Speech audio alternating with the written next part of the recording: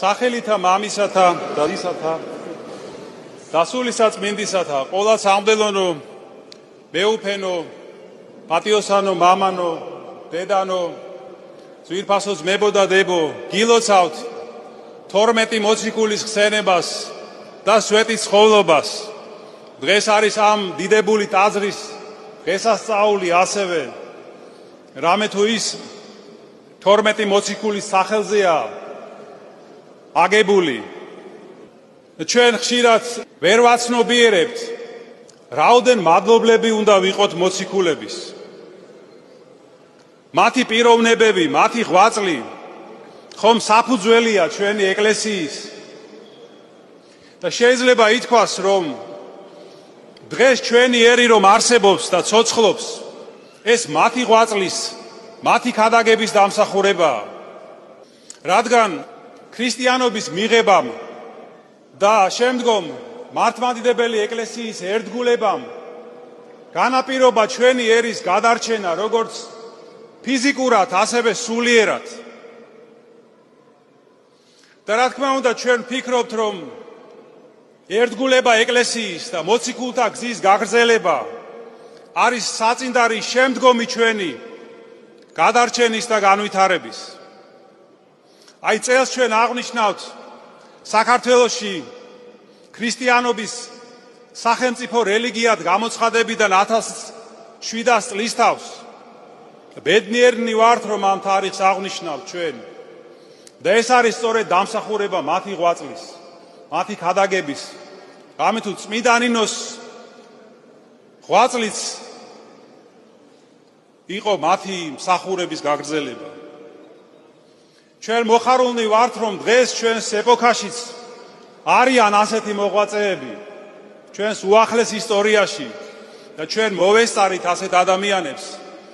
და ერთ-ერთი უპირველესი დღეს სოფლიოს მართლმადიდებელ ეკლესიაში გახლავთ ჩვენი კათოლიკოს პატრიარქი აც განსვენებული ნეტარხსენებული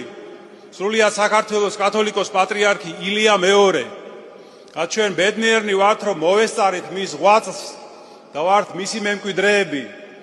და ასევე როგორც მოგახსენეთ მოციქულთა მემკვიდრეებიც ვართ პირველ რიგში და აი დღეს ჩვენ დავფიქრდეთ ვართ თუ არა მზად გავაგრძელოთ ეს მემკვიდრეობა მივბაძოთ მათ მაგალითს გავყვეთ მათ გზას აი დღეს სამოციქულოში იყო წაკითხული პავლე მოციქულის სიტყვები მობაძავ ჩემ და იყვენით როგორც მე ქრისტესი და ვართ თუ არა ჩვენ მზად რომ მათი მიმბაძველები გავხდეთ იმიტომ რომ მათ თავიანთი ღვაწლი აღასრულეს თავიანთი სიცოცხლის ფასად და უკლებლივ ყველა მათგანი მოწამე გახდა მოწამებრივად აღესრულა გარდა იოანე ღვთისმეტყველისა რომელმაც ასევე უამრავი ტანჯვა დაითხრა ვართ თუ არა ჩვენ მზად აი ამ გზისთვის ვიყოთ მათი მოწაფენი და გამგზელებლები აი ჩვენ დავფიქრდეთ ჩვენს თავზეც აი მაგალითად როდესაც ჩვენ მოგველის რაიმე ამქვეყნიური სარგებელი მიწიური ჩვენ ხშირად მზად ვართ რომ დავითმინოთ მრავალგვარი ჭირი განსაცდელი წუხარება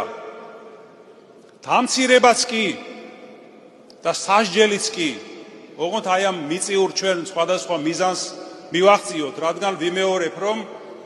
მოგველის სარგებელი გარკვეული მაგრამ სულის გადარჩენის საქმეში და იმაში რომ ღმერთის თუ შეიძლება ასე ვთქვათ კეთილგანწყობა მოვიპოვოთ ჩვენ ვიჩენთ სიზარმაცეს უდარდელობას უზრუნველობას და უმადურობას ხშირად და რა გამართლება გვექნება ჩვენ ასეთი საქციელისთვის მაშინ როცა ჩვენ ვხედავთ რომ ამდენი სიკეთე მივიღეთ ღმერთისგან ჩვენმა ქვეყანამაც ჩვენმა ოჯახებმაც პირადად ჩვენს და დღესაც ვღებულობთ უამრავ სიკეთეს და აი წმინდა მოციქულები ასე არ იყვნენ ისინი იწოდნენ ქრისტეს სიყვარულით ეს შესანიშნავად გამოჩნდა წმინდა პავლე მოციქულის სიტყვებში, ის წერს, რომ ვინგან გვაშორებს ჩვენ,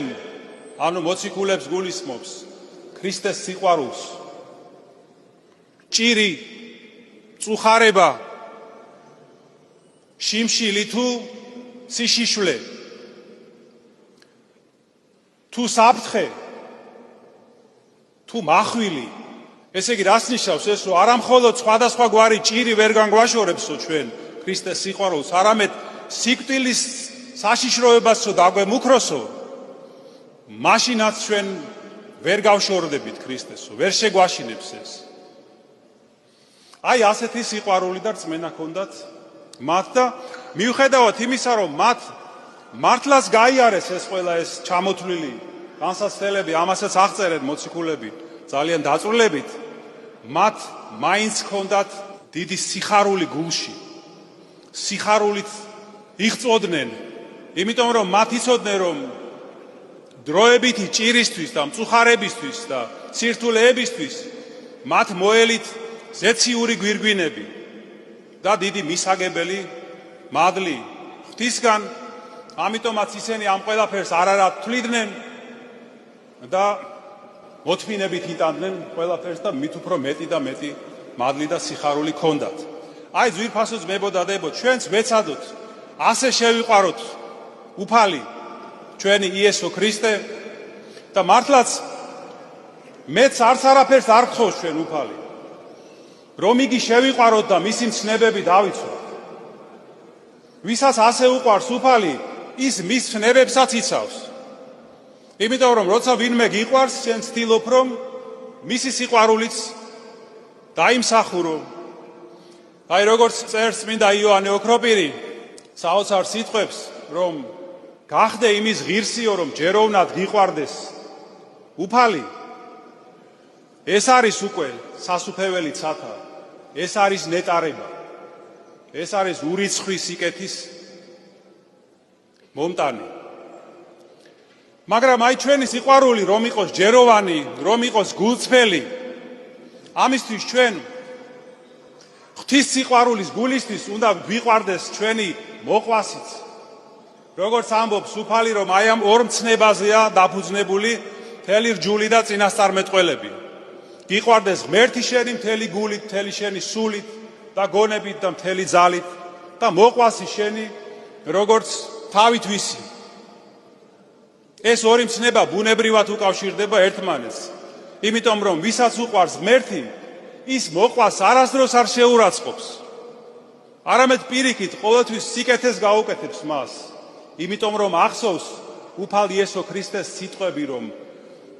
რაც თქვენ გაუკეთეთ ერთ ამ მცირე ჩემს ძმათაგანს, ის ვის გაუკეთეთო? მე გამიკეთეთო. ასე რომ, როდესაც ადამიანის წინაშე არის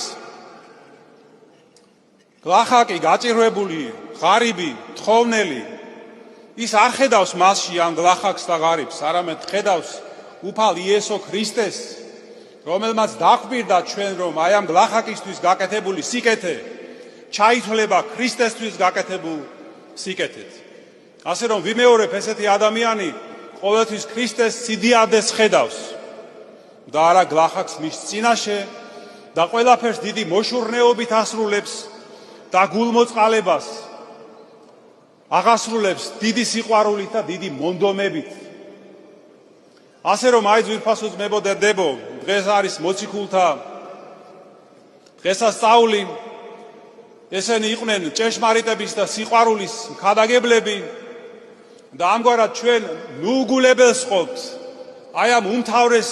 სამკურნალოს ჩვენი სულისა, სიყვარულს, მოყვასისადმი, მოწყალებას, თანალმობას, თანაგრძნობას. იმიტომ რომ როგორც გითხარით, ეს უმთავრესი სამკურნალოა ჩვენი სულის ჭრილობების, რომ ისე კურნავს ეს წამალი ჩვენ სულს, რომ არანაირი იარა აღარ რჩება ამ სულში, თითქოს საერთოდ არც ყოფილა. აი მაგალითად გავიხსენოთ წმინდა პავლე მოციქული, რომელიც იყო სასტიკი მდევნელი და დამარბეველი ეკლესიის და გახდა არათუ მორწმუნე და არათუ მხოლოდ მოციქული, არამედ წინამძღოლი გახდა ეკლესიის. აი ასეთი საოცარი ცვლილება მოხდა მასში და ასეთი საოცარი ცვლილება იქნება ჩვენშიც, თუ ჩვენ ამ გზის ერთგულნი დავრჩებით და არა მარტო პირადად ჩვენში, არა მთელი ჩვენი ერი კიდევ უფრო მეტად ფერს იცვლის და გაძლიერდება და გამთლიანდება. ღმერთმა დაგლოცოთ და გაგაძლიეროთ. კიდევ ერთხელ გილოცავთ 12 მოციქულის ხსენებას. მოციქულთა მადლი და ლოცვა შეგეწიოთ თქვენ და სრულიად საქართველოს. მოციქულთა ლოცვით ღმერთმა დაიფაროს, გააძლიეროს, გაამთლიანოს და გადაარჩინოს სრულიად საქართველო. ამინ.